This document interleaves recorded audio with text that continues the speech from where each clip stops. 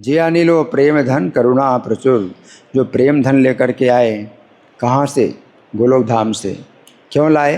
करुणा प्रचुर, प्रचुर करुणा के कारण। हे ना प्रभु को था गेला आचार्य ठाकुर। ऐसे आचार्य ठाकुर कहाँ गए? ऐसे श्रीधर पंडित ठाकुर कहाँ गए? मुकुंद दत्त ठाकुर कहाँ गए? कहाँ मोरा स्वरूप रूप? कहाँ मेरे स्वरूप दामोदर गोस्वामी हैं? कहाँ रूप गोस्वामी हैं? कहाँ सनातन? कहाँ सनातन गोस्वामी हैं? कहाँ दास रघुनाथ पतित पावन? और पतितों को पवित्र करने वाले रघुनाथ दास कहाँ हैं? कहाँ मोरा भट्ट जुग? भट्ट जुग गोपाल भट्ट गोस्वामी, रघुनाथ भट्ट गोस्वामी कहाँ हैं? कहाँ कविराज? कविराज कृष्णदास कविराज कहाँ हैं? एक काले को था गेला गोरा नटराज। गोरा नटराज गौरांग महाप्रभु एक काले अचानक कहाँ चले गए? पाषाणे कुटिबो माथा, तो पत्थर में अपने माथे को फोड़ूं, अथवा अनले पसीबो, अथवा अग्नि में प्रवेश करूं। गौरांग गुणेर निधि को था गिले पाबो, तो गुणों के भंडार गौरांग को किस प्रकार प्राप्त करूं। से सब संगीरे संगे जे कैलो विलास। जितने संगी थे भगवान के, उन्होंने भगवान के साथ लीला विलास किया। से संग न पाया कांदे नरोत्तम दास। उनका संग ना पा कर के नरोत्तम दास क्रंदन करते हैं। तो सबसे पहले स्नान यात्रा के बारे में मैं थोड़ा पढ़ के सुनाऊंगा। तो आज जगन्नाथ जी की स्नान यात्रा पुरी में भी है और यहाँ छतरपुर में भी है ना। तो ये सर्वसाक्षी प्रभु की लिखी हुई किताब है जगन्नाथपुरी। इसमें से पढ़ के सुना रहा हूँ। ये यात्रा ज्येष्ठ पूर्णिमा तिथि में श्री मंदिर के अंदर स्नान मंडप में संपन्न होती है। ये एक विशिष्ट पर्व है जिससे आगे आने वाले अनेक उत्सवों की श्रृंखला शुरू हो जाती है। तो कहने का मतलब है कि स्नान यात्रा जगन्नाथ जी की जो है, ये साल में सबसे पहला उत्सव है, सबसे पहला इसलिए है ना, क्योंकि जगन्नाथ जी जब आए इस पृथ्वी पर हैं, तो महाराज इंद्रद्युम्न ब्रह्मा जी को बुलाने के लिए गए थे, उद्घाटन करने के लिए, मंदिर का उद्घाटन करने के लिए। लेकिन महाराज इंद्रद्युम्न जब लौट करके आए ब्रह्मलोक से, तो यहाँ पर बहुत साल बीत चुके थे। तो उनके जितने भी संगी थे कोई नहीं रहे। उनके जो है मंत्री थे विद्यापति, वो भी नहीं रहे। और जो विश्वावसु शबर राज विश्वावसु, वो नहीं रहे। विद्यापति की पत्नी ललिता, वो भी नहीं रही। महाराज इंद्रद्युम्न बिल्कुल आए तो बिल्कुल अकेले आए। और वो सोचे थोड़ा सा समय भी था, थोड़े समय में ब्रह्मा जी के एक लोक में 1 सेकंड बीतता है, तो यहाँ 1 लाख साल बीतते हैं। तो इंद्रद्युम्न समझ नहीं पा रहे क्या हो गया, है ना। और इस बीच में जो है, जो उनके युद्धवीर, उनके जो सेनापति थे, उन्होंने दोबारा जन्म लिया और राजा गाल माधव के रूप में जन्म लिया। तो वो मंदिर जो है उन्होंने फिर पूरी तरह से साफ़ करवाया और वहाँ जो है वो तैयारी कर रहे हैं, उनके मंदिर की स्थापना की तैयारी कर रहे हैं। तो महाराज इंद्रद्युम्न कहते, तुम कौन होते हो? राजा गाल माधव।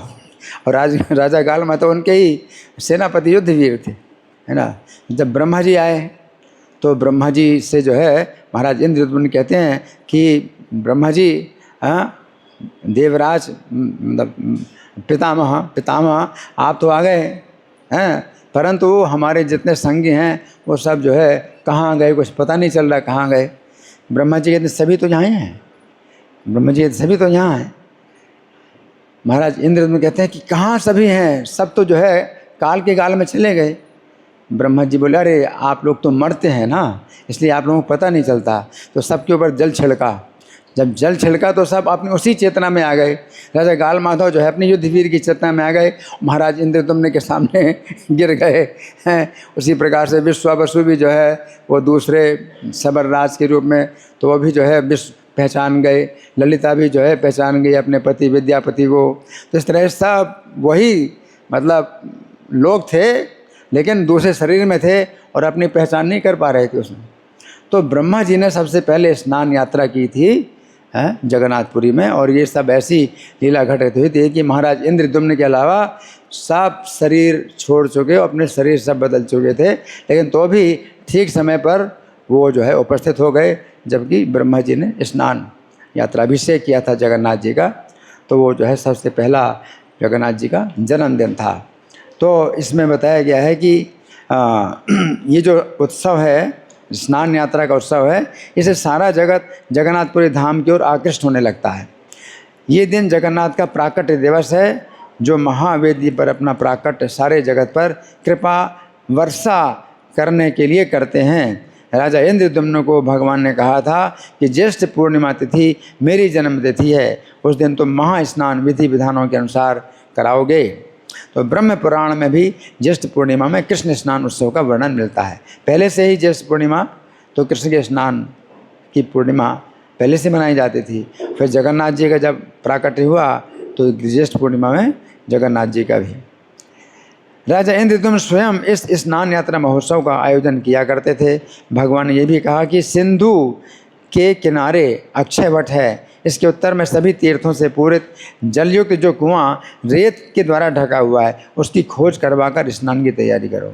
एक ऐसा भी कुआं था जिसमें सभी तीर्थों का जल था और रेता से ढका हुआ है। तो भगवान ने कहा कि इसका पता लगाओ, समुद्र के किनारे ही एक कुआं ऐसा है ना, तो पता लगाओ।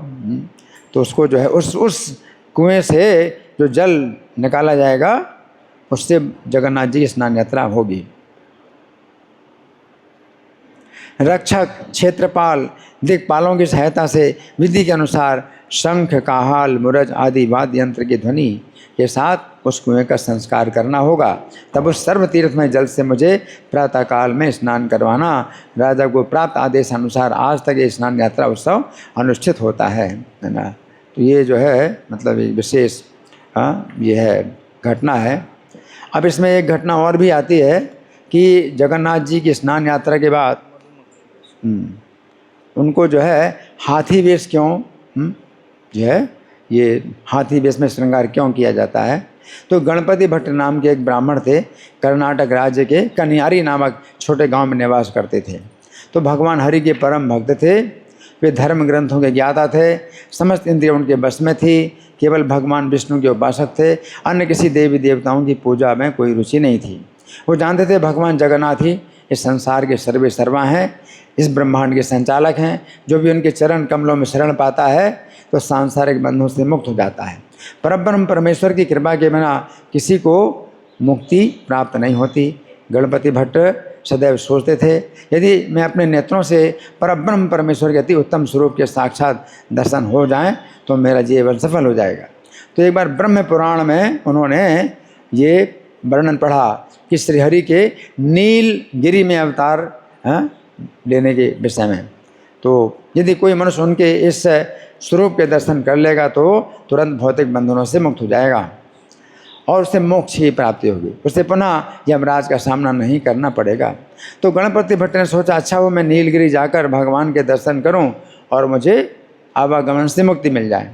ये सोचकर उन्होंने अपना घर त्यागा और पुरी की यात्रा प्रारंभ की। तो इस तरह से जो है 18 नाला पुरी के प्रवेश मार्ग से लगा हुआ था।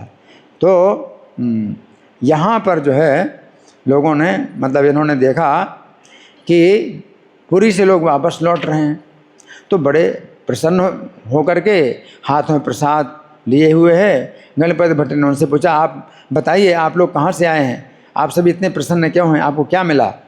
यात्रियों ने उत्तर दिया, प्रिय ब्राह्मण हम नीलकंदरा से वापस लौट रहे हैं, वहाँ भगवान के दर्शन करते हमने 5 दिन व्यतीत किए। अब हम बड़ी प्रसन्नता संतुष्टि के साथ अपने अपने घरों को प्रस्थान कर रहे हैं। भगवान जगन्नाथ के दर्शन असाधारण हैं। भगवान के दर्शन प्राप्त करने के पश्चात प्राप्त करने के लिए क्या शेष रह जाता है। तो ये सब सुनकर गणपति भट्ट को बड़ा आश्चर्य हुआ। उन्होंने पूछा, आप लोगों ने वास्तव में परब्रह्म को देखा है। उन्होंने उत्तर दिया, हाँ हमने उनके दर्शन किए। तो ऐसे वार्तालाप के बाद सभी यात्री अपने मार्ग में चले गए। अब गणपति भट्ट अपने मन में सोचते हैं, ये सत्य नहीं हो सकता कि ब्रह्म यहाँ है। यदि उन्होंने ब्रह्म को देखा है, उनके दर्शन किए होते तो वापस क्यों लौट रहे हैं वो तो आवागमन से मुक्त हो जाते, उन्हें तो ब्रह्म में विलीन हो जाना चाहिए।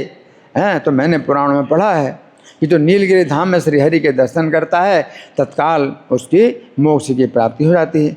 फिर ब्रह्म के दर्शन के बाद ये लोग अपने अपने घरों को कैसे लौट रहे हैं, तो उन्होंने पुरी से लौटने वाले बहुत लोगों से यही प्रश्न किया। तो गणपति भट्ट बड़े भ्रमित हो गए। उन्होंने पुराण को फिर से खोला, बार बार पढ़ा कि पुराण में स्पष्ट अंकित है कि ब्रह्म पुरी में निवास करते हैं और यदि कोई उनके दर्शन कर लेता है तो तत्काल मुक्ति मिल जाती है। अब गणपति भट्ट बहुत भ्रमित हो गए। सोचा अब क्या करूं, मुझे मालूम नहीं क्या करूं। अच्छा है कि मैं इस शरीर को ही त्याग दूं। ना स्वयं नायम लोकोस्ति ना परो ना सुखम संशय आत्मा, ना संशय आत्मा के लिए ना इस लोक में सुख है ना परलोक में सुख है ना, तो इसलिए मैं शरीर त्याग दूं। तो भगवान जगन्नाथ गणपति भट्ट के मनोभाव को समझ गए। एक वृद्ध ब्राह्मण का वेश धारण करके गणपति भट्ट से मिलने आ गए और पूछा, आप कहाँ से आए हैं, आप कहाँ जा रहे हैं। भगवान पूछ रहे, आप यहाँ क्यों बैठे हैं, इतने दुखी क्यों हैं। भट्ट ने उत्तर दिया, प्रिय ब्राह्मण सुनो, मैंने पुराण में पढ़ा है कि नीलगिरी में पर ब्रह्म है, उनके दर्शन करके सभी को तुरंत मोक्ष मिल जाता है, किंतु अब मुझे लगता है कि पुरी में पर ब्रह्म नहीं है। वृद्ध ब्राह्मण के स्वरूप में भगवान गणपति भट्ट से पूछते हैं, तुमने निर्णय कैसे कर लिया कि पुरी में पर ब्रह्म नहीं है। भट्ट ने उत्तर दिया, जैसा कि मैं जानता हूँ यदि कोई व्यक्ति ब्रह्म के दर्शन कर लेता है तो वो उन ब्रह्म में विलीन हो जाता है, इस प्रकार से मोक्ष मिल जाता है। किंतु मैंने देखा बहुत लोग श्री हरि के दर्शन करने के बाद भी पुरी से वापस लौट रहे हैं, तो मैंने निष्कर्ष निकाला कि पुरी में पर ब्रह्म नहीं है। ये तर्क सुनकर वृद्ध ब्राह्मण मुस्कुराए और बोले, भगवान जगन्नाथ कल्पतरु के नाम से भी जाने जाते हैं, पता है कल्पतरु। इसका अर्थ वे सभी की मनोकामनाएं पूरी करते हैं। ये सभी लोग घर वापस जाने की इच्छा के साथ आए थे, इसलिए भगवान ने इनकी इच्छा पूरी कर दी, अन्यथा वे मनोकामना पूर्ण करने वाले वांछा कल्पतरु कैसे होते। ये लोग यहाँ दर्शनों के बाद प्रसन्न मन से वापस लौटने की कामना लेकर के आते हैं और श्री हरि इनकी कामना पूर्ण कर देते हैं। यहाँ भक्त भिन्न भिन्न कामनाएं लेकर आते हैं। जो यहाँ प्रसन्नतापूर्वक जीवन यापन हेतु आते हैं तो प्रभु उनकी इच्छा की पूर्ति करते हैं। जो दर्शनों की इच्छा से आते हैं प्रभु उन्हें निराश नहीं करते। जो भक्त मोक्ष प्राप्ति का उद्देश्य लेकर आते हैं भगवान उनको तुरंत अपनी शरण में ले लेते हैं। तो भगवान भक्तों की समस्त मनोकामनाओं को पूरा करने वाले हैं, ऐसा मत सोचो कि यहाँ कोई परब्रह्म नहीं है। इतना कहने के बाद भगवान जो है विदा लेकर के चले गए और ये अब ब्रह्मपुरी में यानी जगन्नाथपुरी में प्रवेश कर ले।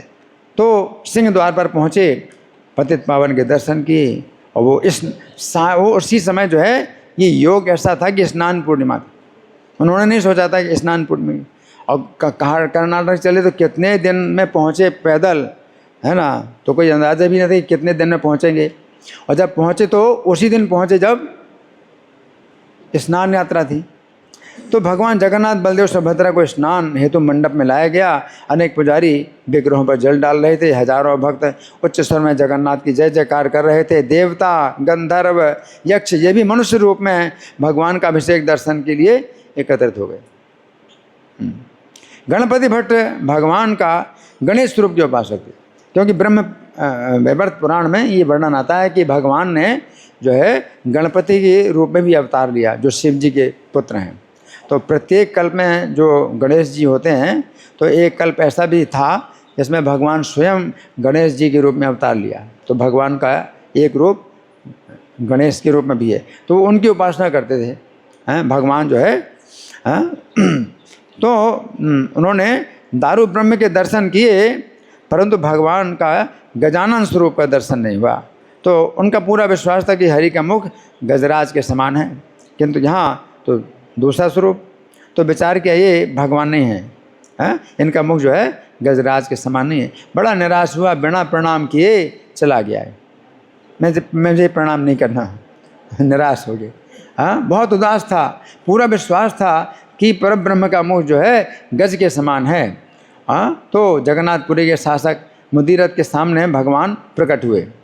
भगवान प्रकट हुए मुदिरथ के सामने और उससे बोले, मेरा भक्त मुझसे दूर, बहुत दूर से मेरे दर्शन हेतु यहाँ आया था, किंतु मेरा गजानन स्वरूप ना पाकर उदास होकर वापस लौट रहा है।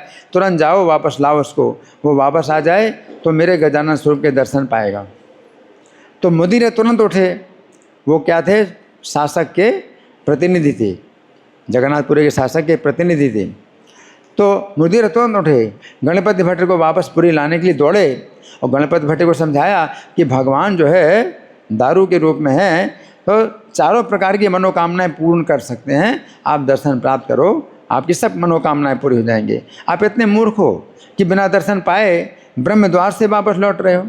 तो वो बड़ा क्रोधित हुआ, कहाँ पर ब्रह्म है, तुम मुझे क्यों ठग रहे हो, गजानन स्वरूप क्यों नहीं दिखाई दिया, गज जैसे मुख के बिना वो परब्रह्म कैसे हो सकते हैं, यदि मुझे उनके श्री मुख पर कोई सूंड नहीं दिखाई दी तो मैं उन्हें परब्रह्म कैसे मानूं, तुम जो भी चाहते हो उससे मुझे कोई मतलब नहीं, तुम मुझे वापस ले जाने का प्रयास क्यों कर रहे हो। मुदिरत ने उत्तर दिया, तुम्हें अपनी बेकार की इज्जत त्याग देनी चाहिए, ज़रा वापस चलो, ध्यान से देखो, तुम्हें भगवान जगन्नाथ का मुख गज के समान दिखाई देगा, इस सत्य में तनिक भी संदेह नहीं। ये बात सुनते ही गणपति भट्ट मंदिर में लौट आए तो भगवान की ओर देखा तो गज मुख के दर्शन हुए। हरि बोल। हाँ, ये उनकी एक बहुत लंबी सूंड और एक अति सुंदर दांत था।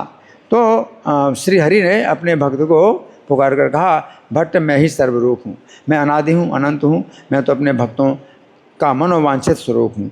हाँ, अपनी इच्छा के अनुसार वो मेरे दर्शन पाते हैं। तो भट्ट ने भगवान को सादर प्रणाम किया और प्रार्थना की, हे मेरे स्वामी गजानन, गणपति संसार के स्वामी, अब मैं आपके दर्शन करके संतुष्ट हूँ, मेरे समस्त संदेह मिथ्या थे। अब मेरी आपसे एक ही विनती है, आज के बाद जब भी आपका अभिषेक हेतु स्नान मंडप में पधारे, आपका गजानन स्वरूप हो, जिससे आपके भक्तों को आपके गजानन स्वरूप के दर्शन हो सकें। इतना कहकर गणपति भट्ट भूमि पर गिर पड़े और दारू ब्रह्म का ध्यान करने लगे। तुरंत ही भगवान के शरीर में विलीन हो गए और परम धाम चले गए, है ना। तो सब ने जो है देखा कि उनकी आत्मा को जगन्नाथ के शरीर में प्रवेश करते हुए देखा और भक्तों की भीड़ इस दृश्य को देखकर ऊंचे स्वर में जय जयकार करने लगी। तो आज भी स्नान पूर्णिमा के दिन अभिषेक के पश्चात जगन्नाथ बलदेव और माता सुभद्रा को गज स्वरूप के वस्त्र पहनाकर सुसज्जित किया जाता है। देखो भगवान ने जो है उनको तो दर्शन दे दिया, लेकिन जब उनकी इच्छा थी कि आप हर साल आप जो है ऐसा स्वरूप धारण करो कि सब लोग दर्शन करें, तो भगवान ने उनकी इच्छा पूरी करने के लिए ये नियम बनवा दिया कि स्नान के बाद वो जो है हमेशा उनका जो है गजानन रूप में श्रृंगार होगा, हाथी वेश में श्रृंगार होगा।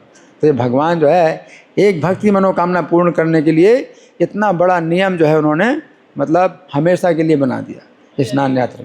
हरि बोल। श्री स्नान यात्रा महामहोत्सव की।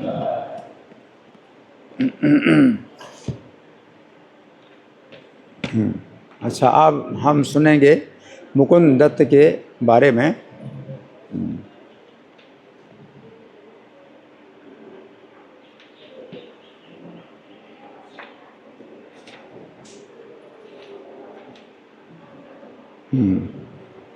तो ये घटना उस समय की है जब भगवान ने गया की यात्रा नहीं की थी। तो गया की यात्रा करने के पहले भगवान चैतन्य क्या करते थे, शिक्षक थे, है ना। तो व्याकरण की शिक्षा देते थे और वैष्णवों के साथ भी जो है कृष्ण की चर्चा ना करके शास्त्र की चर्चा करते थे। और वैष्णव लोग चूँकि पहचान नहीं पाते थे कि मेरे प्रभु है, साक्षात श्री कृष्ण है, तो उनको जो है अच्छा नहीं लगता था, तो हमेशा भागते थे। मुकुंद भी हमेशा भागते थे, हैं, कि मतलब ये हाथ पकड़ लेंगे और जो है किसी शब्द का अर्थ पूछेंगे, फिर कोई अर्थ बताएं तो खंडन भी करेंगे, हैं। तो जो है उनको ऐसा लगता था कि अगर ये भक्त बन जाए तो फिर मैं इनका संग कभी ना त्यागूं। तो एक दिन देव योग से रास्ते में मुकुंद से मिलन हो गया, तो इन्होंने हाथ पकड़ लिया, बोले देखो मुझे देखकर तुम भाग क्यों जाते हो। भगवान आज मेरे प्रश्न उत्तर दिए बिना मैं देखता हूँ कैसे जाते हो तुम। अब हाथ पकड़ लिया अब देखता हूँ कैसे जाते हो, मेरे प्रश्न का उत्तर दे के जा रहा। और मुकुंद मन में सोचने लगे इस विश्वम्भर को आज मैं कैसे परास्त करूँ, बहुत गर्व है। मुकुंद सोचते हैं कि इसको बहुत गर्व है तो मैं कैसे परास्त करूँ। तो इनका अभ्यास तो व्याकरण में है, आज मैं अलंकार शास्त्र की बात करके इनको पराजित करूँगा। अब मन में सोचा है, हाँ, और आगे से फिर कभी भी अपना गर्व प्रकाशित नहीं करेंगे। तो मुकुंद ने कहा जो जो बात प्रभु के सामने कही, प्रभु ने वो सब व्याख्या खंडन कर दिया। मुकुंद ने कहा, विश्वम्बर, व्याकरण तो बच्चों के लिए का शास्त्र है, बालक ही इसका विचार करते हैं। आज मैं तुम्हारे साथ अलंकार शास्त्र का विचार करना चाहता हूँ। महाप्रभु का, ठीक है, जो चाहो तुम पूछो। कठिन से कठिन जो भी अलंकार का विषय था, मुकुंद श्री प्रभु से पूछने लगे। और महाप्रभु सर्वशक्तिमान भगवत अवतार है, तो उनके अलंकारों का खंडन करके उनके दोषों को स्थापन करने लगे। मुकुंद फिर प्रभु के खंडन को पुनः स्थापित नहीं कर पाए। भगवान ने जो बात खंडन कर दी, मुकुंद नहीं स्थापित कर पाए। तब प्रभु हंसकर बोले, मुकुंद, आज घर जाकर तो फिर अच्छी प्रकार से पुस्तक का अध्ययन कर ले, फिर कल मुझसे आकर के जिज्ञासा करना। इस तरह से भगवान ने उनको जो है बोला। मुकुंद स्थापित नारे प्रभु रे खंडन, हासिया हासिया प्रभु बोले न बचन। आजी घरे गिया भाल मते पुही चाय, काली बोझी वांग झट आसी भारे चाय। अब मुकुंद ने महाप्रभु के चरण धूली माथे पर चढ़ाई और वहाँ से चल दिया। अब मन मन में सोचने लगे, साधारण मनुष्य में ऐसा पांडित्य कहाँ, कोई शास्त्र नहीं है कि विश्वम्भर पंडित का अभ्यास ना हो। यदि ऐसा सुबुद्धि व्यक्ति की कृष्ण भक्त बन जाए, अब देखो चाहते हैं कि ये कृष्ण भक्त बन जाए, नहीं पहचान नहीं पाते कि स्वयं कृष्ण है, या तो ऐसा सुबुद्धि व्यक्ति कभी कृष्ण भक्त बन जाए तो मैं तीनों लोकों में कभी इसका संग त्याग ना करूं, अभी मुझे भागना पड़ता है। तो इस तरह से जो है ये जो है भगवान जो है कौतुक करते हैं, है ना।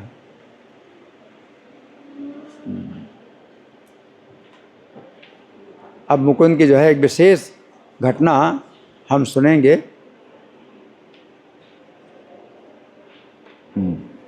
अब ये घटना है जब भगवान गया से वापस आ गए और अब जो है परम वैष्णव हो गए और कृष्ण के सिवा और कोई चर्चा करते नहीं, है ना।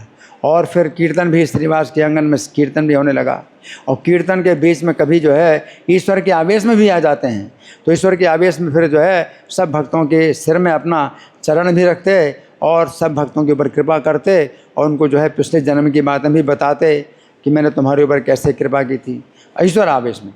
तो अब भगवान जो है ईश्वर के आवेश में हैं और एक एक भक्त का नाम लेकर के बुलाते हैं कि तुम आओ, और भगवान उस भक्त को जो है अपनी कृपा देते हैं।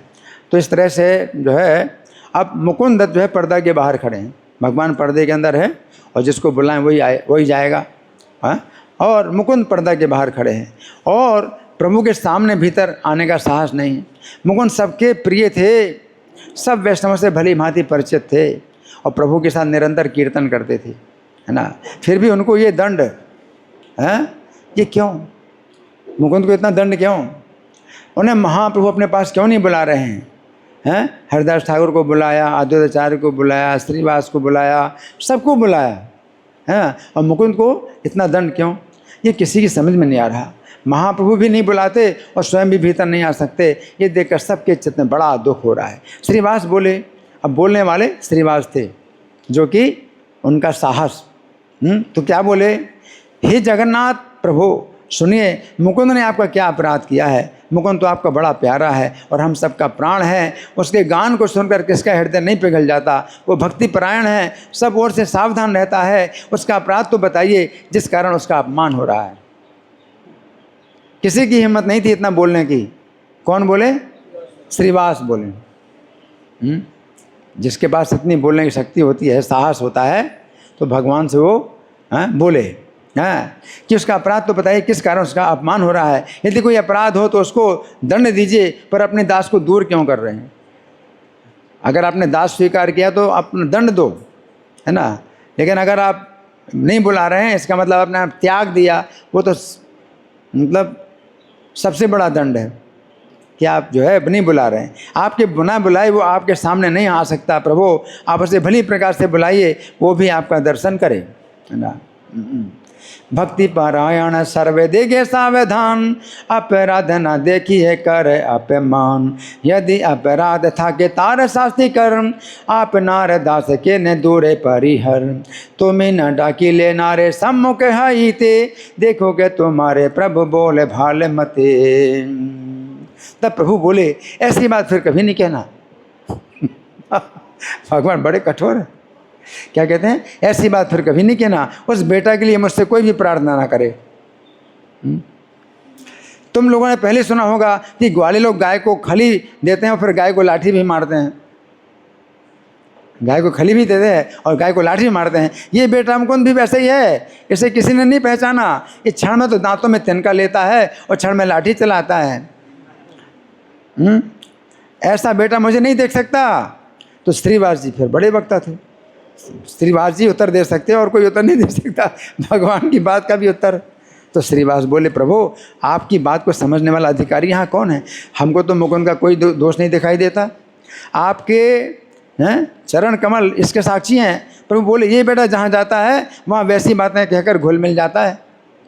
अद्वैत के साथ योग वासिष्ठ पढ़ता है, तब दांतों में तिनका पकड़कर भक्तिपूर्वक नाचता है। जब किसी अन्य संप्रदाय में जाता है तो भक्ति को नहीं मानता और भक्ति पर निरंतर प्रहार करता है। भक्ति से बड़ी कोई वस्तु है ऐसा कोई कहता है मुझ पर, वो निरंतर लाठी मारता है। जो कहता है भक्ति से बड़ी भी कोई चीज़ है तो मेरे ऊपर लाठी मारता है। इस प्रकार भक्ति के प्रति इसका अपराध है, अतएव इसके लिए मेरे दर्शन में बाधा है। अन्य संप्रदाय गिया जा काने सांभाए, ना ये माने भक्ति जा ठीक मारे सदाए। भक्ति है ते बड़ आछे जी यह बाखाने, निरंतर जाठी मारे मोरे से ही जाने। भक्ति स्थाने उहार हाइल अपराध, एते के उहारे हिल दर्शन बाद है। अच्छा, अब मुकुंद बाहर से सब सुन रहे थे और भगवान बोल भी रहे थे। ऐसे पर्दे के अंदर से आवाज़ आ रही थी, सबको सुनाई पड़ रहा था, मुकुंद को भी सुनाई दे रहा था। तो मुकुंद सब सुन रहे हैं। जब उन्होंने सुना मुझे दर्शन नहीं मिलेगा, तब मन में सोचने लगे कि पहले मैंने गुरु के समझाने पर भी भक्ति को नहीं माना था। मेरी इस बात को महाप्रभु श्री चैतन्य की सर्वज्ञता शक्ति जान गई। भगवान सर्वज्ञ हैं।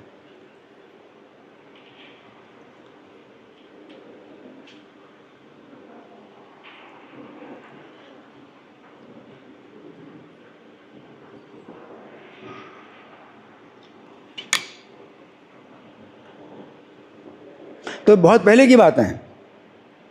मुकुंद का ये जो दोस्त था ये तो बहुत पहले का था, और अब तो भक्ति में आ गए तो अब सब दोस्त तो वैसे ही बन गए, है ना। तो मुकुंद सोच रहे हैं कि भगवान जो है सर्वज्ञ हैं, इस बात का जो है उनको बड़ा आक्रोश बना हुआ है, तो इस तरह से वो जो है मेरे ऊपर नाराज हैं। तो उन्होंने सोचा कि परम भागवत मुकुंद फिर मन में सोचना, अब परम भागवत है तो परम भक्त है, जब भगवान इस तरह से निंदा करें तो वो अपने को मानता है कि मैं ऐसा ही हूँ। यही भक्ति का लक्षण है ना। नहीं तो विद्रोही स्वभाव वाला है, क्या बोल दिया, इतनी तो मैं सेवा करती हूँ, इतना सेवा करता हूँ, है ना, दिन रात तो साथ में रहता हूँ, भजन गाता हूँ, और सब लोग जो है मस्त हो जाते हैं भजन में और मेरी निंदा कर रहे हैं। ये क्या तरीका है?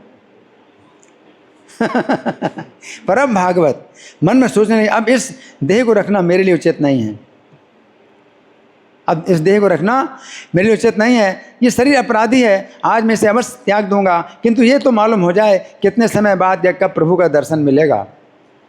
अब शरीर तो त्यागना है, लेकिन मालूम तो हो जाए कि कब दर्शन मिलेगा ना। ठीक है ना।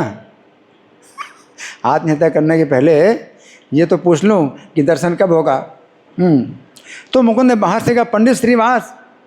अब श्रीवास जी अंदर है, पर्दे के अंदर हैं, तो जोर से बोले, पंडित श्रीवास सुनिए, प्रभु से इतना पूछ दीजिए कि मुझे महाप्रभु दर्शन कभी होंगे कि नहीं, कभी होंगे कि नहीं। चिल्ला करके पूछ रहे हैं तो सबको सुनाई पड़ रहा है। तो सीधे महाप्रभु मुकुंद से बात नहीं कर रहे हैं और मुकुंद भी सीधे महाप्रभु से बात नहीं करे। श्रीवास को क्या बनाया है? मीडियम, मध्यस्थ, कि महाप्रभु से पूछ लीजिए, हाँ, और पूछ के मुझे बता दीजिए कि कब दर्शन होंगे या नहीं होंगे दर्शन। ये कहकर मुकुंद रोने लगे और उनके दुख से सब वैष्णव भी रोने लगे। तब प्रभु बोले, जब करोड़ जन्म बीत जाएंगे तब निश्चय मेरा दर्शन पाएगा। कितना? करोड़ जन्म हैं? आपको कहा जाए करोड़ जन्म के बाद तो आप कहोगे छोड़ो फिर इस्कॉन को जाओ अपने घर। 1 करोड़ जन्म, तो 1 करोड़ जन्म में निश्चय मेरा दर्शन पाएगा, निश्चय पाएगा। उसने सुना इतना, क्या 1 करोड़ जन्म बाद निश्चय पाएगा। तो प्रभु के मुख से सुनते ही मुकुंद का तन मन रोम रोम परम आनंद सुख में भीग गया और पाऊंगा पाऊंगा कहकर महानृत्य करने लगा।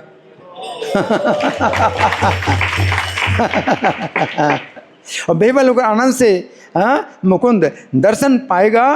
प्रभु के इस वचन को कानों से सुनकर महा आनंद के साथ मुकुंद वहीं बाहर नाचने लगा और मुकुंद को देखकर भगवान हंस पड़े। भगवान देख रहे हैं, पर्दे के अंदर से भगवान तो देख सकते हैं, दीवार के आर पार भी भगवान देख सकते हैं, तो भगवान तो देख रहे हैं, है ना। और भगवान हंस पड़े और आज्ञा की मुकुंद को शीघ्र ही ले आओ, मुकुंद को शीघ्र ले आओ, अंदर ले आओ। तब तो सब वैष्णव आओ मुकुंद पुकारने लगे, परंतु सुने कहाँ मुकुंद है। आनंद वो नाच रहा है, वो सुन नहीं रहा है, आनंद में डूबा हुआ है। प्रभु बोले मुकुंद तुम्हारा अपराध नष्ट हो गया, आओ मेरे दर्शन करो, प्रसाद लो। प्रभु की आज्ञा से भक्त उसे पकड़ के लाए, वो सुन नहीं रहा था। हरि बोल। भक्त लोग पकड़ के लाए, वो सुन भी नहीं रहा कुछ भी। पकड़ के लाए, अपने सामने महापुरुष के रूप में महाप्रभु देखकर मुकुंद पृथ्वी पर गिर गए। ऐसा भगवान का रूप देख करके पृथ्वी पर गिर गए। तो श्रीमद् भागवत में ऐसा वर्णन। प्रभु बोले उठो मेरे मुकुंद उठो, तुम्हारा जरा भी अपराध नहीं रहा, तुम्हारा संग दोष सब दूर हो गया और तुमसे मैं हार गया। भगवान भक्त से क्या होते हैं? हार जाते हैं। जब भक्त जो है इस प्रकार से भगवान के जो है समर्पित होता है पूरी तरह से, तो भगवान भी जो है अपने नियमों को सब जो है तोड़ देते हैं, अपना वचन भी बदल देते हैं। तो भगवान कहते हैं मैंने तो कहा था करोड़ जन्म में तुम मेरा दर्शन पाओगे, किंतु तुमने मेरे वचन को क्षण काल में ही मिटा दिया। एक क्षण कितना होता है?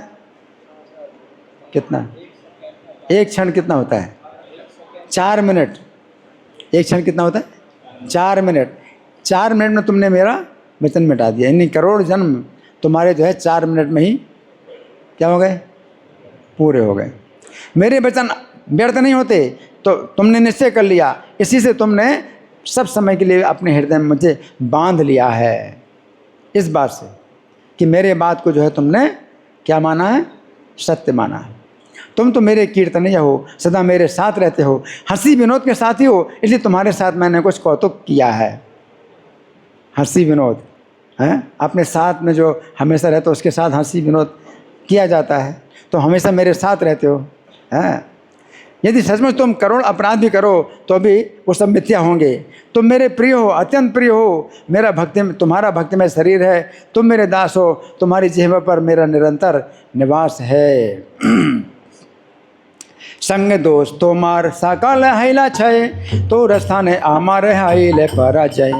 कोटि जन्मे पाई बाहेन बलिलांग आमी, तिलार्धे के सबता घुचाइले तुमी। अभ्यर्थ आमारे वाक्य तुमी से जानीला, तुमी आमा सर्वकाल हृदय बांधीला।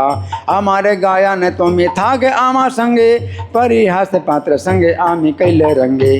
सत्य यदि तुम कोटि अपराध करण, से सकाल मिथ्या तुमी मोरे प्रिय दृढ़। भक्तिमय तुम्हार शरीर मोरे दास, तुम्हारे जिह्वाए मोर निरंतर बास। प्रभु के आश्वासन को सुनकर मुकुंद रोने लगे, अपने को धिक्कारते हुए निंदा करने लगे। भगवान तो आश्वासन कर रहे हैं, लेकिन वो रो रहे हैं, अपने को धिक्कार रहे हैं, निंदा कर रहे हैं। वे बोले मैंने इस नीच मुख से भक्ति को नहीं माना, प्रभु का दर्शन करने पर भी मैं क्या सुख पाऊंगा। बोले दुर्योधन ने भी तो आपके विश्वरूप को देखा था, जिसको देखने को वेद निरंतर ढूंढते फिरते हैं। विराट रूप देखकर भी दुर्योधन वंश सहित भी ध्वंस हो गया, और भक्ति शून्य होने के कारण दर्शन का सुख भी उसको नहीं मिला। तो मैं भी ऐसा ही हूँ। मुकुंद क्या बोले? मैं भी ऐसे ही, तो दर्शन करके मुझे क्या सुख मिलेगा?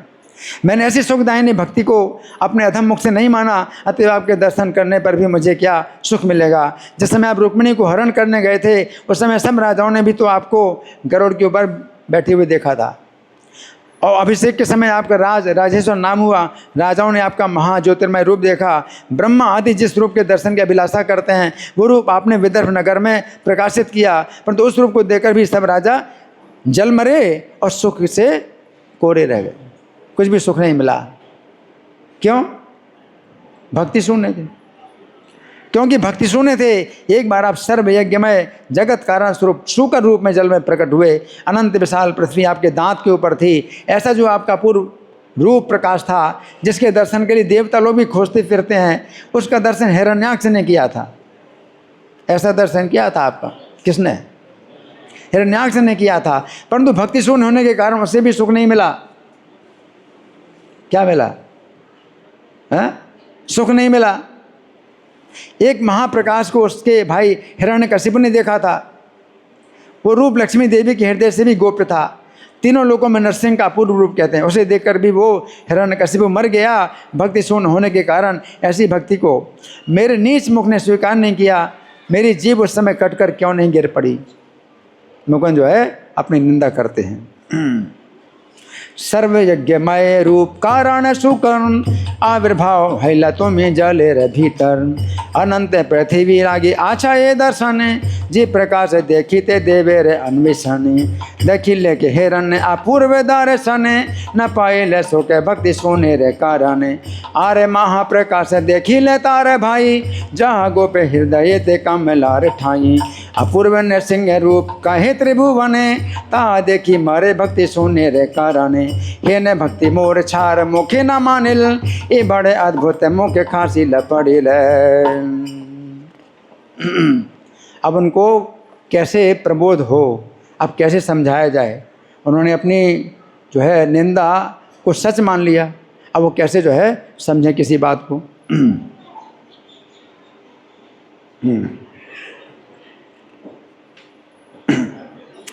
मुकुंद ने कहा प्रभु कुब्जा ने आपका कोई अद्भुत प्रकाश नहीं देखा था। कुब्जा यज्ञ पत्नियाँ, मथुरा की नारियाँ और मथुरा के सुदामा माली, उन्होंने आपका कोई अद्भुत प्रकाश नहीं देखा, परंतु उनमें भक्ति थी। उस भक्तियों के कारण उन्होंने आपको प्राप्त किया। उसी मथुरा में कंस जैसे आपको देख करके सब अनुभव करते हुए भी मारे गए।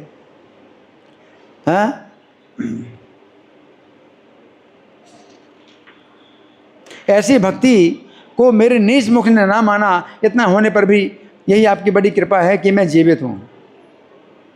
कंस तो सब मारे गए, दुर्योधन मारा गया, ये मैं जीवित हूँ, यही आपकी बड़ी कृपा है। जिस भक्ति के प्रभाव से महाबली अनंत देव सहज विनोद में ही अनंत ब्रह्मांड को धारण किए हैं, जैसे एक फण पर एक बूंद पड़ी हुई हो, पृथ्वी को ऐसे धारण किए हैं। प्रभु के यशोगान में ऐसे मत है कि फण पर भी कुछ है, इसका कुछ ज्ञान उन्हें नहीं है। स्वयं भी निराधार हैं, परंतु सबको धारण कर पालन कर रहे हैं। ये अधिकार उनको भक्तियों के प्रभाव से प्राप्त हुआ। ऐसी भक्तियों को मुझ पापी ने नहीं माना, अतएव अनंत जन्मों में भी मेरी सद्गति नहीं होगी। भक्तियों के प्रभाव से ही शंकर कल्याणकारी हुए हैं। भक्तियों के प्रभाव से नारद मुनि श्रेष्ठ माने गए हैं। व्यास जी ने वेद, धर्मशास्त्र, योग शास्त्र सब शास्त्रों की रचना करके भी अपने चित्त में जरा भी प्रसन्नता का अनुभव नहीं किया। उनके चित्त विक्षेप का केवल एक का अपराध था कि उन्होंने भक्ति को महागोप्य समझकर संक्षेप में वर्णन किया था। फिर नारद जी कहने पर जब भक्ति का विस्तार पूर्वक वर्णन किया तब उनका दुख दूर हुआ। किनका? व्यास जी का। एक कीड़ा होकर के मैंने ऐसी भक्ति को नहीं माना, फिर आपके दर्शन की करने की मेरी सामर्थ्य है तो देखो क्या क्या दर्शन सामर्थ्य है मेरी। हे न भक्ति न मानी लो मोई पापे मती असे से जन्म यो मोर नाही भाल गति। भक्ति योगे गौरी पति हईला शंकर भक्ति योगे नारद हईला मुनिवर। वेद धर्म योग नाना शास्त्रकारी व्यास तिलार्थे के चित्ते नाही वासे न प्रकाश। महागोप ज्ञान भक्ति बालीला संक्षेपे सबे यही अपराध चित्ते रे विक्षेपे। नारदे रे वाक्य भक्ति कारीला विस्तार तवे मानो दुख गेल तारीला संसार। कीट हई न मानी लो मोई हे न भक्ति आरो तो म देखी वारे आछे मोरे शक्ति। ऐसा कहते हुए मुकुंद भुजाओं को उठाकर रोने लगे। क्या? मुकुंद भुजाओं को उठाकर के रोने लगे और सांस के साथ पूरा शरीर हिल रहा था। चैतन्य के प्रिय जनों में जिनकी गणना है, ऐसे अनन्य भक्त मुकुंद की भक्ति की सीमा में क्या कहूँ। ये भी भक्ति उनकी ऐसी है कि वो रो रहे हैं कि मैं भक्त नहीं हूँ। श्री मुकुंद के खेत को देखकर प्रभु विश्वम्भर लज्जित होकर के बोले। अब भगवान लज्जित हो गए कि हंसी मजाक इतना महंगा पड़ गया। तो भगवान लज्जित होकर के बोले, मुकुंद की भक्ति मुझे बड़ी प्रिय है, तुम जहाँ गाते हो वहाँ मैं प्रकट हो जाता हूँ।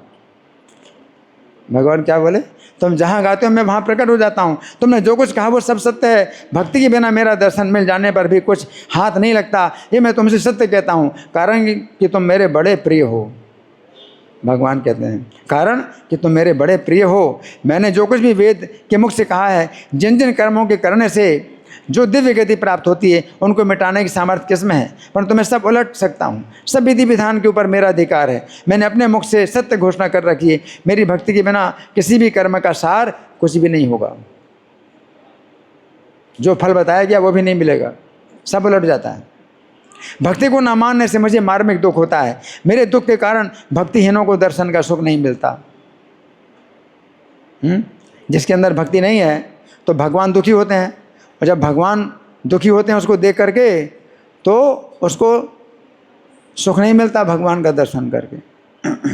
कंस के धोबी ने मेरा दर्शन किया था, मैंने उससे वस्त्र मांगे, फिर भी दर्शन के आनंद सुख से वंचित ही रहा, कारण उसमें प्रेम भक्ति नहीं थी।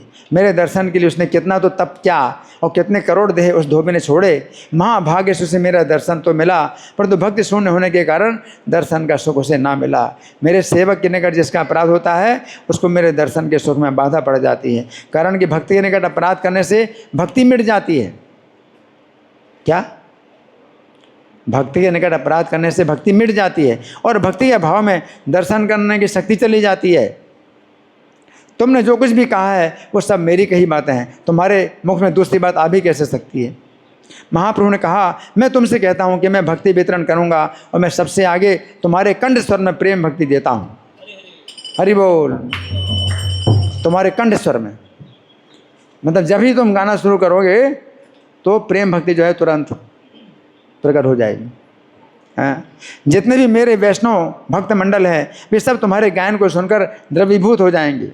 जैसे तुम मेरे अत्यंत प्रिय हो वैसे ही तुम सब महानुभावों के भी प्रिय होगे। जहाँ जहाँ मेरा अवतार होगा वहाँ वहाँ तुम मेरे गायक बनोगे। हरि ओम।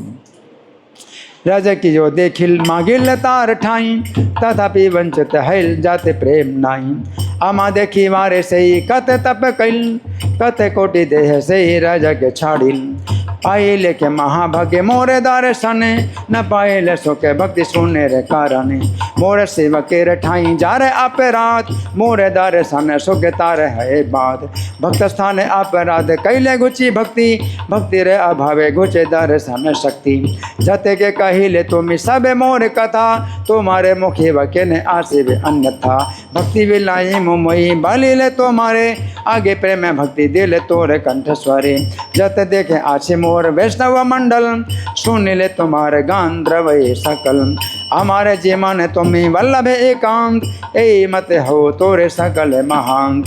जेखाने देखाने जय होर, जेखाने जेखाने है मोर अवतार, तथा ये गायन तुम्हें है बे अमार। इस प्रकार से भगवान जो है आश्वासन दे रहे हैं मुकुंद को। जब मुकुंद के प्रति ऐसा वरदान दिया तो महा जय जयकार ध्वनि होने लगी। हरि बोल। सभी लोग हाथ उठाकर हरि बोल हरि बोल, जय जगन्नाथ, हरि हरि। हाँ, तो ऐसे कहते हुए अपने अपने हृदय को निवेदन करने लगे। मुकुंद की स्तुति और वर प्राप्ति के प्रसंग को जो कोई सुनेंगे, जो सुनेंगे, हाँ सुनेंगे, सुना है क्या? मुकुंद की स्तुति और वर प्राप्ति का प्रसंग जो कोई सुनेंगे वे भी श्री मुकुंद के साथ प्रभु के गायक होंगे। ये सब चैतन्य चरित्र वेद के लिए भी गुप्त है, वेद के लिए भी गुप्त है। सुबुद्धिमान इसे मानते हैं, मूढ़जन नहीं मानते। ये सब कथा सुनने पर जिसे सुख होता है वो श्री चैतन्य के मुख चंद्र का अवश्य दर्शन करेगा। क्या अंतिम वाक्य क्या है? ये सब कथा जिसे सुनने पर जिसे सुख होता है वो श्री चैतन्य के मुख चंद्र का अवश्य दर्शन करेगा। तो ये जो है विशेष बात, इस पर अभी मैं कुछ और घटना बताऊंगा। मुकुंदे रे प्रति यदि वरदान कैल, महा जय जय ध्वनि तखन उठिल। हरि बोल जय जगन्नाथ, हरि बोली निवेदय सब तुली हाथ। मुकुंदेर स्तुति बार सुने जय जन, से हो मुकुंदेर संग है गायन। ये सब चैतन्य कथा वेदेर गुण, सुबुद्धि मानय यह न मानय मूड। सुन ले सब कथा जा रहा है सुख, अवश्य देखी वैसे ही श्री चैतन्य मुख।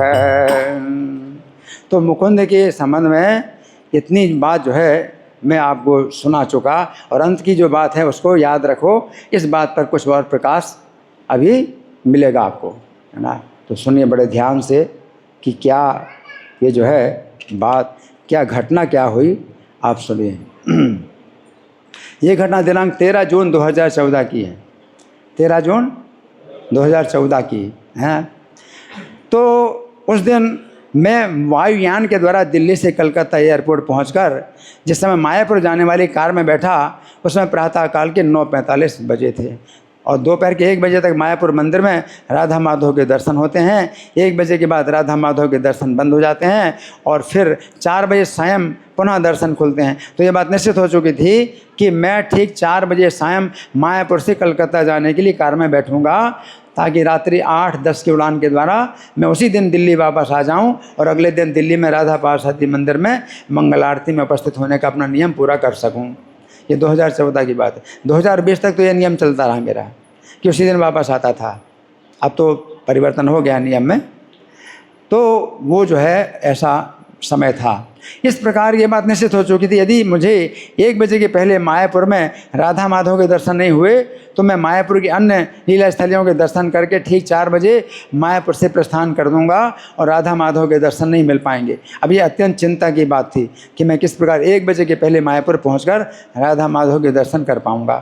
कार के ड्राइवर ने अपनी ओर से पूरा प्रयास किया कि मैं शीघ्र से शीघ्र मायापुर पहुँच जाऊँ, पर तो मायापुर पहुँचते पहुँचते 1 बज ही गया। क्या हुआ? 1 बज ही गया। अब मैं कार से उतरकर प्रद्युम्न प्रिया प्रभु के साथ दर्शन के लिए भागा कि शायद दर्शन मिल जाए, भागा।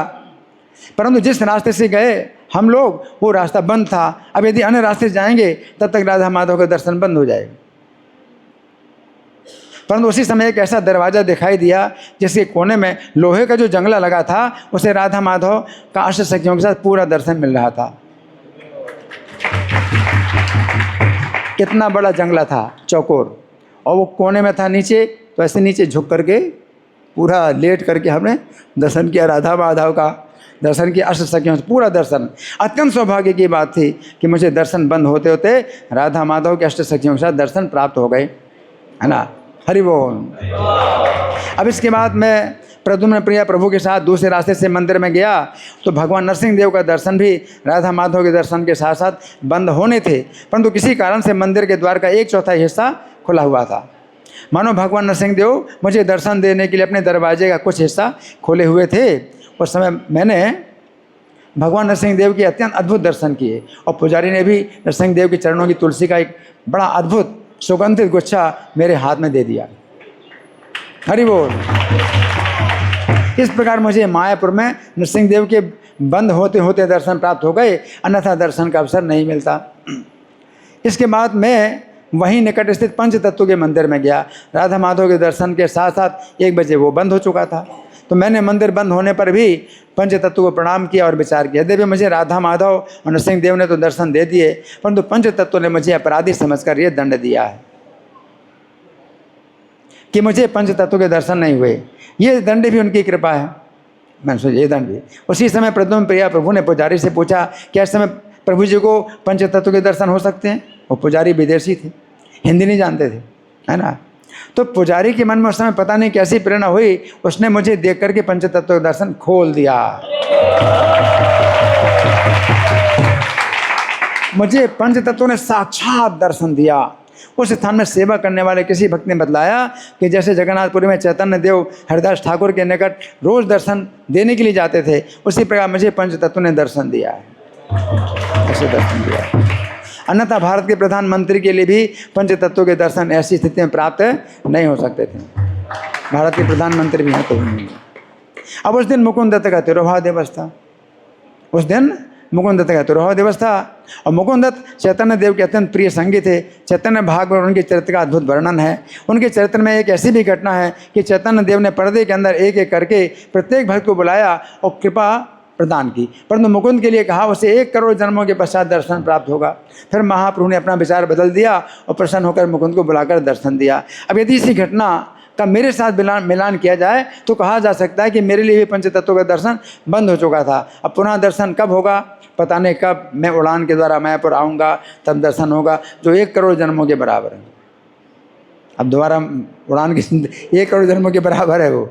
परंतु फिर जिस प्रकार चैतन्य देव ने मुकुंद को पर्दे के अंदर बुलाया, उस प्रकार पंच तत्वों ने मुझे पर्दे के अंदर तो नहीं बुलाया, परंतु उन्होंने अपना दर्शन देने के लिए मेरे सामने पर्दा ही खोल दिया। और मैंने श्री चैतन्य, श्री नित्यानंद, श्री अद्वैत, श्री गदाधर और श्रीवास का बहुत सुंदर सजीव और भव्य दर्शन प्राप्त किया। उस समय पुजारी ने चैतन्य देव की गले की माला उतार कर मुझे दे दी।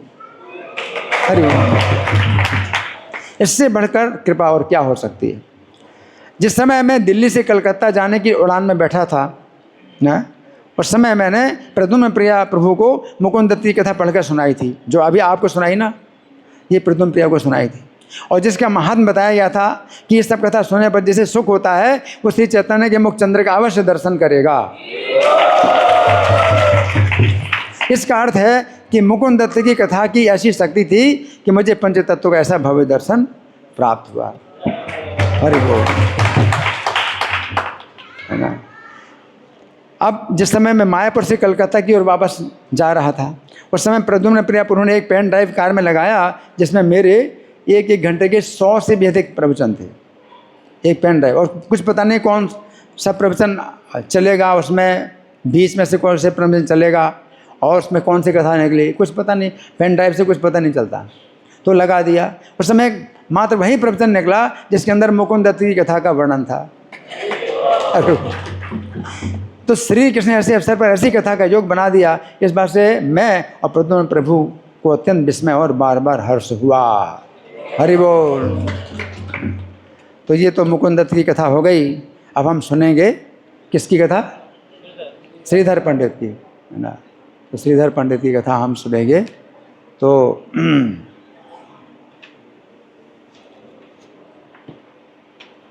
अब भगवान जो है जैसे मुकुंद को नहीं बुला रहे हैं, है ना, तो उसके पहले श्रीधर को उन्होंने बुलाया था।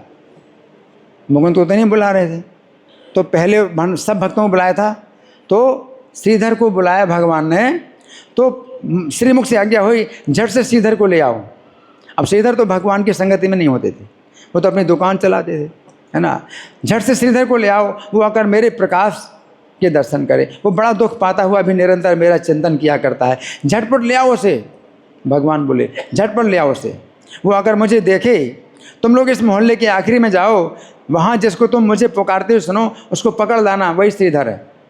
प्रभु के वचन को सुनकर सब वैष्णव जन जो आज्ञा कह करके श्रीधर के घर की तरफ भागे। अब श्रीधर का चरित्र क्या है? केला की दुकान करके अपने प्राणों की रक्षा करता था। एक बार जो केले का पेड़ खरीद कर लाता, उसके टुकड़े टुकड़े करके बेचता था, और दिन भर में जो कमाई होती उसके आधे से गंगा जी को भोग लगाता, आधा से वो अपने प्राणों की रक्षा करता था। विष्णु भक्ति परीक्षा इसी प्रकार हुआ करती है। महासत्यवादी था, जो मूल्य एक बार कह देता उससे फिर दूसरा मूल्य नहीं कहता। जो लोग उसकी यथार्थवादिता को जानते थे, तो जो मूल्य एक बार कह देता तुरंत ही वही मूल्य लेकर ले जाते थे। कोई क्या बोलते, मोल भाव नहीं। जिसने कहा एक बार फिर वो बदलेगा नहीं। इस प्रकार ये नवद्वीप में रहते थे। खोला बेचा समझकर कोई इनको नहीं पहचानता था। श्री कृष्ण का नाम लेते हुए 4 प्रहर नींद नहीं आती थी, और सारी रात हरी हरी की ऊंची टेर लगाता था। पाखंडी निंदक कहते, श्रीधर की चिल्लाहट के मारे हम रात भर सो नहीं पाते, हमारे दोनों कान फटे जाते हैं। गंवार उल्लू कहीं का भात से पेट भरता नहीं, इसी से भूख से व्याकुल होकर रात भर जग जग कर मरता है। इस प्रकार पाखंडी लोग गाली दे देकर जलते मरते थे। परंतु श्रीधर मस्त होकर अपने काम में लगा रहता था। रात्रि का समय था। श्रीधर अपने घर में ऊंचे स्वर में बड़े प्रेम के साथ टेर लगा रहा था, हरे कृष्णा कृष्णा कृष्णा हरे हरे, हरे राम राम राम हरे। तो भक्त लोग आधा रास्ता ही जा पाए कि श्रीधर की आवाज़ सुनाई पड़ी, और उसी आवाज़ का अनुसरण करते हुए भक्त लोग चले, तुरंत श्रीधर को जा मिले। बोले महाशय चलिए चलिए, प्रभु के दर्शन कीजिए, हम तो आज तुम्हारे स्पर्श पाकर कृतार्थ हो गए। प्रभु का नाम सुनकर श्रीधर तो मूर्छित हो गया मूर्छित हो गया, आनंद में बेहाल होकर भूमि पर गिर पड़ा। भक्तों ने जैसे तैसे उसको उठाया, कंधों पर उठाकर विश्वम्भर को के आगे ले आए। अब मूर्छित अवस्था में ले आए, है ना। ए माते पाखंडी मारा ए मंदे बली, ने जे कार्य करे श्रीधर को तो भली। हरि बलि डाके तेजे आछाए श्रीधर, निशा भागे प्रेम योगे डाके उच्च स्वर। आधे पथे भक्त गण गेले मात्र धैया, श्रीधरे रे डाके सुने तथा ही था किया। डाके अनुसारे गेला भागवत गण, श्रीधरे रे धरिया लैया तत्क्षण। चले चले महाशय प्रभु देख सिया, अमर कृतार्थ है तुमार भरसिया। सुनिया प्रभुर नाम श्रीधर मूर्छित, आनंद बेवल है पड़ीला भूमित। आते व्यथे भक्त गण लैला तुहिया, विश्वम्भर आगे नीले आगल करिया। अब श्रीधर को देखकर प्रभु बड़े प्रसन्न हुए और बोले आओ आओ कहते हुए बोले, श्रीधर तुमने मेरी अमित आराधना की है, मेरे प्रेम में बहुत से जन्म बिताए हैं, इस जन्म में भी तुमने मेरी बहुत सेवा की है। तुम्हारे खोला यानी केला पात्र पर मैं सदा अन्न प्रसाद पाता था, तुम्हारे हाथ के बहुत से पदार्थ मैंने खाए हैं। तुम मेरे साथ जो सवाल जवाब किया करते थे उन्हें भूल गए क्या? तो ये अब बता रहे हैं वृंदावन दास ठाकुर की कैसा सवाल जवाब। जिस समय प्रभु विद्या विलास में थे उस समय आप अपने को परम उद्दंड जैसा दिखाते थे भगवान। उस समय अपने रूप को छिपाकर प्रभु श्रीधर के साथ केला के पत्ते फल फूल लेने के छल से बहुत कौतुक विनोद किया करते थे और नित्य प्रति श्रीधर की दुकान पर जाकर केला के फूल और फल मूल छाल मोल ले आते और रोज़ 4 घड़ी उससे लड़ झगड़ लेते थे। 4 घड़ी कितना होता है? 1 घड़ी कितना है? 24 मिनट। तो 4 घड़ी कितना? 96 मिनट, 1.5 घंटा समझो। तो 1.5 घंटा उससे लड़ झगड़ करके और जो है कम पैसा दे करके लाते थे तब आधे दाम दे करके वस्तु मोल लेते थे, आधा दाम देते थे उसको। 1.5 घंटा लड़ झगड़ करके आधा दाम दे करके उससे लाते थे। और सत्यवादी श्रीधर को जो दाम लेने होते वही बतलाता था। वो नहीं ऐसा सोचता था कि ये मोल तोल करेगा तो मैं पहले से ज़्यादा बता दूँ। वो सत्यवादी था। जैसे अब कोई दुकानदार होता है, भाई ये आदमी हमेशा मोल तोल करता तो पहले से ज़्यादा बताता है और फिर बाद में बताया कि चलो तुम्हारे लिए मैंने छोड़ दिया, आधा छोड़ दिया, और वो आधा दाम पहले से ही उसने डबल बता दिया था। तो श्रीधर ऐसा नहीं था, ऐसा नहीं। तो उसको पता था कि ये मोल तोल कर लेगा, लेकिन वो अपने सत्य को नष्ट नहीं करता था। तो प्रभु उसका आधा देकर वस्तु अपने हाथ में ही लेकर के उठा लेते, तब श्रीधर उठकर खड़ा हो जाता और वस्तु छीनने लगता। आधा दाम दे करके उठा लिया और छीनने लगता भगवान से। इस प्रकार सेवक श्रीधर में और गौर में खूब छीना झपटी और जिद्दम जिद्दा चलती थी। वो छीन लेता था और भगवान फिर से उठा लेते, फिर से छीन लेता, भगवान फिर से उठा लेते। और प्रभु कहते क्यों भाई श्रीधर, मुझे तो ऐसा लगता है तुम्हारे पास बहुत धन है, तुम मेरे हाथ से चीज़ वस्तु छीन लेते हो। अरे तुम इतने दिनों भी मुझे ना जान पाए कि मैं कौन हूँ। और श्रीधर परम ब्राह्मण भक्त था, प्रभु पर क्रोध नहीं करता था, ब्राह्मणों का भक्त था तो ये ब्राह्मण है इतना जानता था, तो गुस्सा नहीं करता था, पर उनके मुख की ओर ताकता रहता और सब चीज़ें छीन लेता था और मुंह देखता रहता, भगवान का मुंह देखता रहता। सत्यवादी श्रीधर से नेवेता बोले, अर्ध मूल्य दिया प्रभु ने जय हस्ते तोले। उठिया श्रीधर दास काढ़े गाड़ी, ए मत श्रीधर ठाकुर होड़ा होड़ी। प्रभु बोले के ने भाई श्रीधर तपस्वी, अन्य के तुम्हारा अर्थ आछे न बसी। हमारे हाथे रे द्रव्य ला हसी काढ़िया, इत दिन के आमे ना जानी रहिया।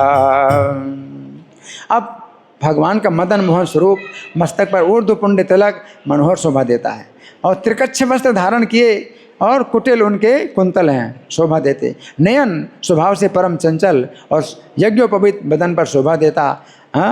तो अधर पर पान की लाली, ऐसे अधरों से आप श्रीधर की ओर देखकर हंस देते, फिर दोबारा चीज़ उठा लेते और छीन लिया उसने, दोबारा उठा लेते। श्रीधर कहता सुनो ब्राह्मण देवता, मुझे क्षमा करो, मैं तो तुम्हारा कुत्ता हूँ, लेकिन सस्ते में नहीं दूंगा, पैसा पूरा दूंगा। आपका कुत्ता तो हूँ मैं, लेकिन पैसा पूरा लूँगा। मैं तो तुम्हारा कुत्ता हूँ, तुम्हारे अधीन हूँ। प्रभु कहते हैं मैं जानता हूँ तुम बड़े चतुर हो, तुम बड़े चतुर हो, खोला बेच बेच कर तुम्हारे पास काफ़ी धन हो गया है। श्रीधर कहता क्या और दुकानें नहीं हैं? श्रीधर कहता क्या और दुकानें नहीं हैं? कम दाम देकर वहीं से केला पत्ता खरीद लो। प्रभु कहते मैं अपने रोज़ के सौदागर को नहीं छोड़ सकता। अरे दाम लो और मुझसे और केला दो। श्रीधर तो प्रभु का रूप देखकर मुग्ध हो जाता और हंसने लगता। तब प्रभु विश्वम्भर मन में परम संतोष होते हुए बाहर से खरी खोटी सुनाते। प्रभु कहते तुम नित्य प्रति वस्तु खरीद कर गंगा को तो चढ़ाते हो, मेरे लिए कुछ दाम छोड़ दोगे तो क्या हो जाएगा? आधा तो तुम जो है गंगा जी को देते हो और मेरे लिए छोड़ दोगे। अरे जिस गंगा की तुम पूजा करते हो मैं तो उसका पिता हूँ। मैंने तुमसे सत्य सत्य बात कही है। और सर कान पकड़ करके वो जो है बंद कर लेता आपने। सीधे छठ अपने कान जो है पकड़कर हरी हरी कहने लगता, हरी हरी हरी हरी। पहचान नहीं सकता ना, भगवान ना जनाए तो कौन जान सकता है। और भगवान कहते मैं गंगा का पिता हूँ हैं। और कहने लगता हरी हरी कहने लगता और धीर देकर प्रभु को खोला पत्ता दे देता कि चलो ले जाओ ले जाओ ले जाओ। और अब ज़्यादा कुछ बोलो नहीं, ले जाओ ले जाओ। इस प्रकार प्रभु नित्य प्रति श्रीधर से तकरार किया करते। और श्रीधर बस इतना ही जानता कि ये विप्र बड़ा चंचल है। श्रीधर कहता मैं हार गया, मैं तुम्हें बिना मूल्य के दे देता हूँ। अब मैं तुम्हें बिना मूल्य के दे देता हूँ। एक टुकड़ा खोला, एक टुकड़ा थोड़, एक टुकड़ा केला दूंगा, फिर तो मेरा कोई दोष नहीं रहेगा, इतना मैं दूंगा। प्रभु कहते अच्छा अब और तुम्हारा कुछ देना नहीं, ठीक है। श्रीधर के खोला पर प्रभु प्रतिदिन अन्न भात खाते थे। भक्तों की वस्तु ही प्रभु इस प्रकार खाते हैं। करोड़पति अभक्तों की वस्तु यत्न करने पर प्रभु उलट करके नहीं देखते। चैतन्य श्रीधर के साथ इस प्रकार की लीला करेंगे, ऐसी लीला शक्ति का विधान था, इसलिए श्रीधर खोला बेचता था। इस लीला के लिए श्रीधर खोला बेचता था। विष्णु और वैष्णवों की लीला कौन समझ सकता है? प्रभु के जनाए बिना और श्रीधर भी इसे नहीं जान पाया, इसलिए प्रभु ने इस प्रसंग की शुद्ध दिलाई कि याद करो, है ना। भगवान कहते तुम याद करो। प्रभु बोले भाल भाल आरे नाही दाए, श्रीधर रे खोले प्रभु प्रत्य अन्न खाए। भक्ते रे पदार्थ प्रभु हे न मत खाए, कोटि है ले अभक्ते रे ओलटी न चाहे। यही लीला करी बेचे तन है न आछे, यह कारण श्री श्रीधर रे खोला बेचे। यही लीला लगी श्रीधर रे बेचे खोला, के बुझते पारे विष्णु वैष्णव रे लीला। प्रभु बोले श्रीधर देख मेरे रूप को, यदि तू चाहे तो 8 सिद्धियों को आज तेरी दासी बना दूँ। भगवान क्या बोले? देख मेरे रूप को, यदि तू चाहे तो 8 सिद्धियां को तेरी दासी बना दूं। महापुरुष श्रीधर ने सिर उठाकर देखा तो गौर भगवान जो है तमाल के समान श्याम रूप में दर्शन किए। हाथ में मोहिनी बंसी है, दाहिनी ओर बलराम है, महाज्योतिर्मय स्वरूप। लक्ष्मी जी आपके हाथ में तांबूल दे रही हैं। सामने चतुर्मुख और पंचमुख आदि देवता स्तुति कर रहे हैं। और सिर के ऊपर महाफणों का छत्र दिखाई देता है। हाथ जोड़े सनक आदि हैं, नारद हैं, सुखदेव हैं, सब खड़े हैं। और परम सुंदरी रमणियाँ हाथ जोड़े चारों ओर खड़ी स्तुति कर रही हैं। ये सब देख के श्रीधर तो मूर्छित हो गया, पृथ्वी पर लुढ़क गया। हरि बोल। तब प्रभु की आज्ञा हुई, उठो उठो श्रीधर। प्रभु के वचन से श्रीधर सचेत हो उठा। प्रभु बोले श्रीधर मेरी स्तुति कर। क्या? मेरी स्तुति कर। श्रीधर बोला नाथ मैं तो मूढ़मती हूँ, मैं आपकी स्तुति क्या जानूँ, इस तुच्छ की शक्ति क्या है। प्रभु बोले तेरे मुख के वचन ही मेरी स्तुति है, तुम बोल भी कुछ, तू जो कुछ बोलेगा वही मेरी स्तुति है। कमल तांबूल दे हंसते रह ऊपरे, चतुर्मुख पंचमुख आगे स्तुति करे। महाफड़ा छत्र देखे सिर रह ऊपरे, साना के नारद सुख देखे जोड़ करे। प्रकृति स्वरूप सब जोड़े हस्त करी, स्तुति करे शरद देखे परम सुंदरी। देखी मात्र श्रीधर हईला मूर्छित, से मत ढली है पड़ी है पृथ्वी तय। उठे उठे श्रीधर प्रभु रे आज्ञा हईला, प्रभु वाक्य श्रीधर से चैतन्य पाइला। प्रभु बोले श्रीधर हमारे कर स्तुति, श्रीधर बोले नाथ मोहि मूढ़ मति। कौन स्तुति जान मोहि छारे रे साकति, प्रभु बोले तोरे वाक्य से ही मोर स्तुति।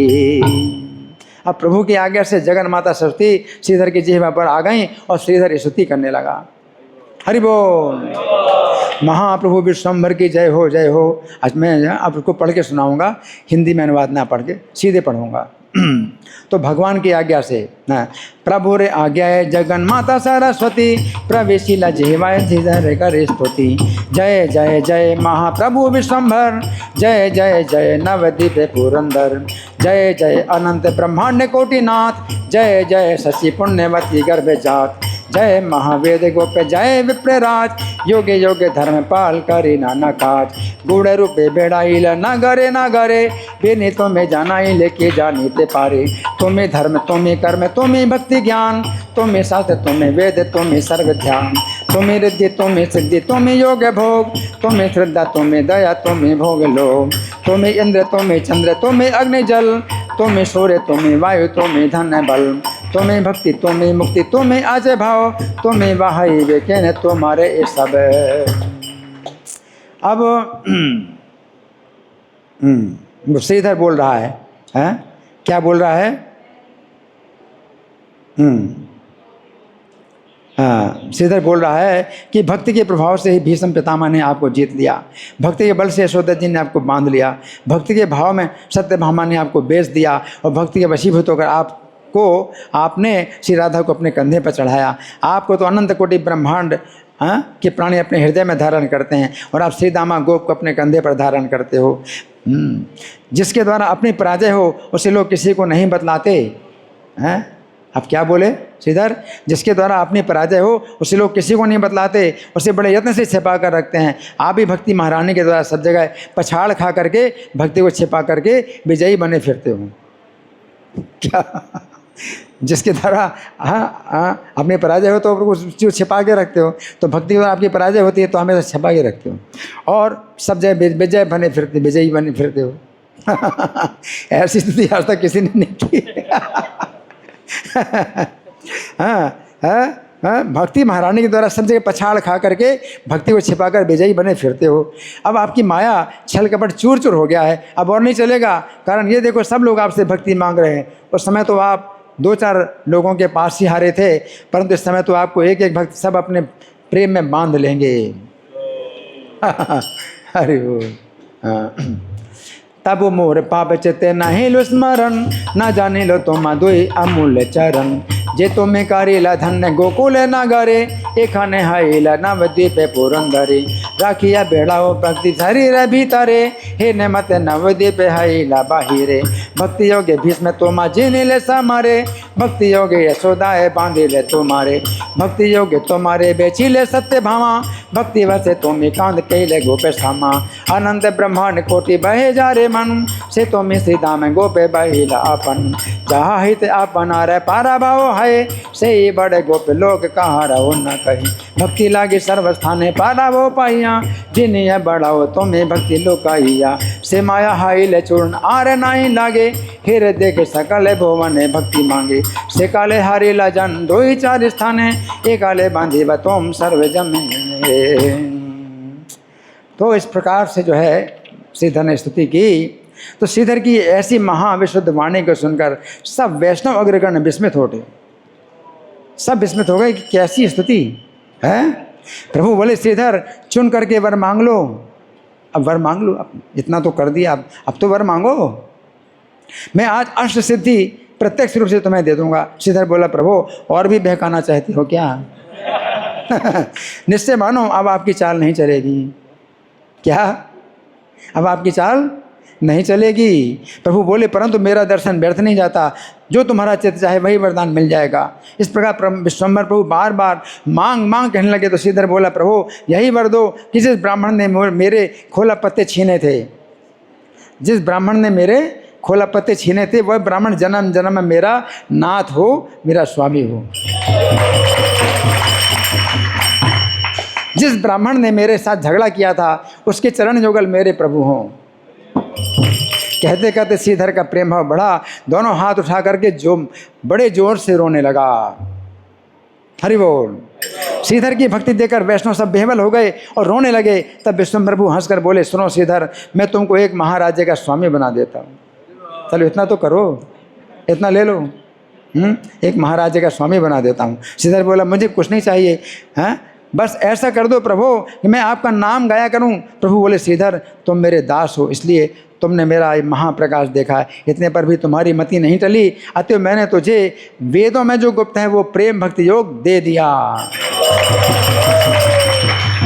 वैष्णव मंडली में जय जयकार की ध्वनि गूंज उठी। श्रीधर को जो वरदान मिला उसे सबने सुना। श्री चैतन्य के इन सेवकों के पास न धन है, न जन है, न पंडिताई है, इनको कौन पहचान सकता है? अरे विद्या, धन, रूप, कुल, वेशभूषा, इनसे क्या होगा? अहंकार बढ़ाकर ये सब नष्ट हो जाते हैं। अहंकार बढ़ा करके भी नष्ट हो जाते हैं। श्रीधर ने केला बेचकर जो भक्ति योग पाया, उसके दर्शन भी करोड़पतियों को करोड़ों कल्पों में भी नहीं हो सकते। केला बेच करके जो क्या पाया? भक्ति योग। उस भक्तियों के दर्शन करोड़पतियों को करोड़ों कल्पों में भी नहीं हो सकते। विषय में केवल अहंकार मात्र है, उसका फल पतन है। पतन इस परिणाम को लोग नहीं जानते। जो सज्जन को मूर्ख दरिद्र देखकर हंसता है, अपने कर्म के दोष से कुंभ विपाक नरक में जाता है। एते के तोमार मति भेद नहाइल, वेद गोपे भक्ति योग तोरे आमी दिल। जय जय ध्वनि हैला वैष्णव मंडले, श्रीधर पाइले वर सोनीले सकले। धन नाही जन नाही नाहे के पांडित्य, के चिन्ह वे सकल चतन भृत्य। की करे वे विद्या धन रूप वे से कोले, अहंकार बाड़ी सब पड़े निर्मूले। किसकी सामर्थ्य है कि वैष्णवों को पहचान सके? देखने में तो उनकी दीन दशा दिखती है, किंतु सब सिद्धियां उनमें रहती हैं। इसका साक्षी है खोला बेचा श्रीधर, जिनसे अष्ट स्थितियों की उपेक्षा करके जिसने मात्र भक्ति ली। वैष्णवों के व्यवहारिक जीवन में जितने दुख दिखाई देते हैं, निश्चय ही परमानंद सुख रूप मानना चाहिए। विषय मदांध लोग इस मर्म को नहीं जानते हैं। वे विद्या धन के मद में वैष्णव को नहीं पहचान पाते हैं। किसी किसी की बुद्धि भागवत को पढ़ करके भी नष्ट हो जाती है और नित्यानंद की निंदा करते हैं, उनका नाश हो जाएगा। श्रीधर ने प्रभु की स्तुति करके वरदान पाया। इस प्रसंग को जो सुनते हैं, सुना, कान खोल करके सुनो। श्रीधर ने प्रभु की स्तुति करके वरदान पाया। इस प्रसंग को जो सुनते हैं वे प्रेम धन पाते हैं। उनकी श्री कृष्ण चरणार विंद में प्रेम भक्ति होती है। काला मूल बेची श्रीधर पाइल जहाँ, कोटि कल्पे कोटीश्वर न देखे लेता। अहंकार द्रोह मात्र विषय ते आछे, अधा पाद फल तार ना जाए पासी। देखी मूर्ख दरिद्र सुजाने जे हासे, कुंभे पग जाए से ने जे कर्म दोषे। वैष्णव चिन्ह ते पार कहाँ रे सकती, आछा ए सकल सिद्धि देखी जुर्ती। खोला बेचा सीधा रहता हारे ए साक्षी, भक्ति मात्र नेले अष्ट सिद्धि के ओपेक्षी। जत देखे वैष्णव रे व्यवहार दुख, निश्चय जाने से ही परमानंद सुख। विषय मदान सब ए मर्म न जाने, विद्या मदे धन मदे वैष्णव न चिने। भागवत पढ़िया वो कारो बुद्धि नाश, नित्यानंद निंदा करे जाई रे के नाश। श्रीधर पाइला वर करिया स्तम, जय जय सुन तारे मेले प्रेम धन। प्रेम भक्ति है कृष्ण चरणार विंदे, से ही कृष्ण पाए ये वैष्णव न निंदे। तो श्रीधर पाइला वर करीला स्तवन, श्रीधर ने वरदान पाया स्तुति करके। यहाँ जय सुने, जो इसको सुनेगा तारे मिले प्रेम धन, उसको प्रेम धन मिलेगा। प्रेम भक्ति है कृष्ण चरणार विंदे, कृष्ण के चरण कमलों में प्रेम भक्ति प्राप्त होगी। से ही कृष्ण पाए जो वैष्णव ना निंदे, वही कृष्ण को प्राप्त करेगा जो वैष्णवों की निंदा ना करे। श्रीला श्रीधर स्वामी श्रीधर पंडित तिरुभाव तिथि महामहोत्सव की जय। श्री मुकुंद दत्त तिरुभाव तिथि महामहोत्सव की जय। श्री स्नान यात्रा महामहोत्सव की जय। श्रील प्रभुपाद की जय।